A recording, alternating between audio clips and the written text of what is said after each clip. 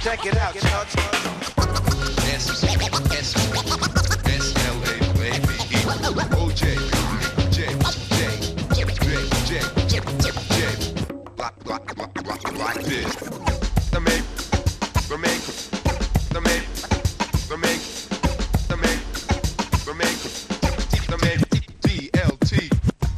Set a bit of a guideline from the beginning that we want it to be conscious, whatever we record, so that for the very sake when we do release something, there's not this two bullshit songs amongst all this heavy shit. Yeah. You know? It's kind of definitely, each song we're definitely thinking, how's this going to sound in 10 years, you know what I mean? Yeah. In 10 years, am I going to put this on the stereo and is it going to stand up? Yeah. And after, with Nightmare Man and Mindless Violence, for instance, which are the two earliest recorded tracks on it, you know, I can still stand here 2.5 years from the time we record it and stand by those songs like that, because, you know, they're two songs I'm very proud of. We are all very proud of. So We believe in it. we believe in them.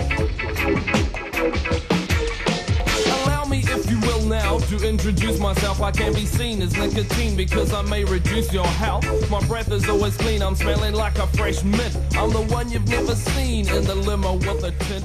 We listen to a lot of dub music, right, and reggae, and that is just basically rubs off on our music. We make what we like to hear, so we all love delays.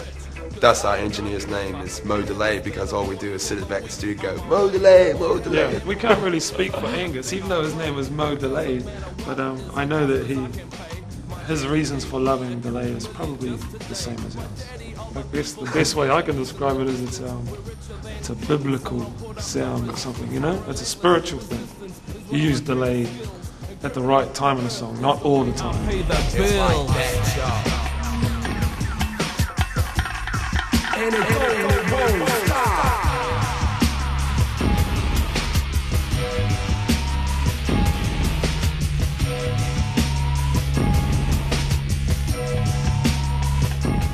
Once we started it, it was kind of like, Nightmare Man was a beast we couldn't, you know, we created a monster basically. We went on a sampling frenzy. We went And crazy. we went on a playing frenzy over the top of the sampling frenzy, which has given this really big production of the sound of vinyl on loops as well as the live stuff. And it don't stop.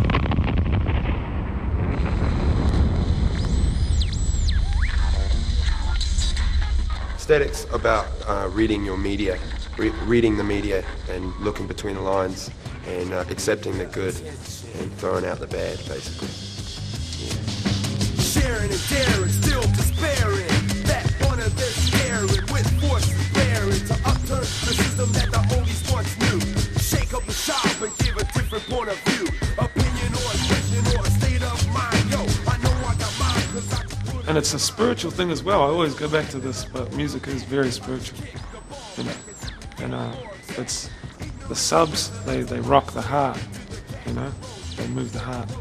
And you can have tops which sound like they're going to cut your head off, you know, and people put that in their music on purpose. And to me, that is not very spiritual. That is the importance of EQ. And we try and get across that warm, rich feel, and that's what you hear on the EP.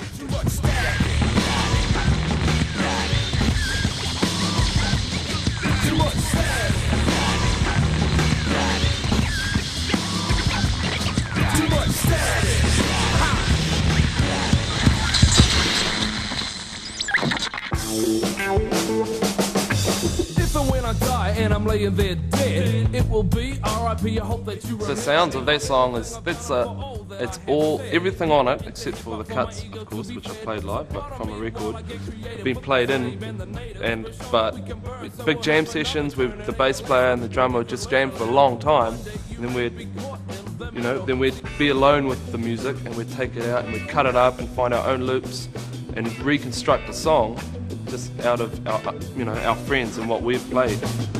So what are we on about? Mindless, I'm mindless. What's it all about? Mindless violence. How we stepping out? Full respectfully. Come follow me now. Brothers and sisters living true.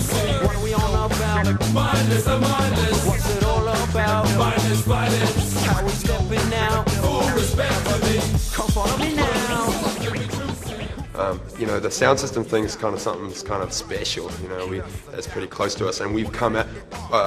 You know, we've come out of that. We were kind of born out of that in lots of ways. You know, joint force as we are now, we kind of Daryl and Otis and I started jamming in those situations. You know, that's where we kind of started creating this thing. Special dedication to the one like Homer, Hemi, and the Sticky Grooves crew. Watch this. What up with the homie phobics? Where did they come from and where have they been? Hey, so what up with the homie phobics? Where did they come from? So tell me what you see. Homophobics is it's quite a heavy number. It's secret. It's a secret squirrel because it's got, you know, it's Ninja. It's ninja. Yeah. It can be seen as questioning ourselves as well as questioning everyone. I helped Mark write lyrics for that, and I was thinking of myself as much as I was thinking of, you know, some person outside. Because we all have this phobia in us, and that's why there are songs like Static and Nightmare Man. We are naming names and pointing the finger at all of this miseducation. What happens when they move in next door to you?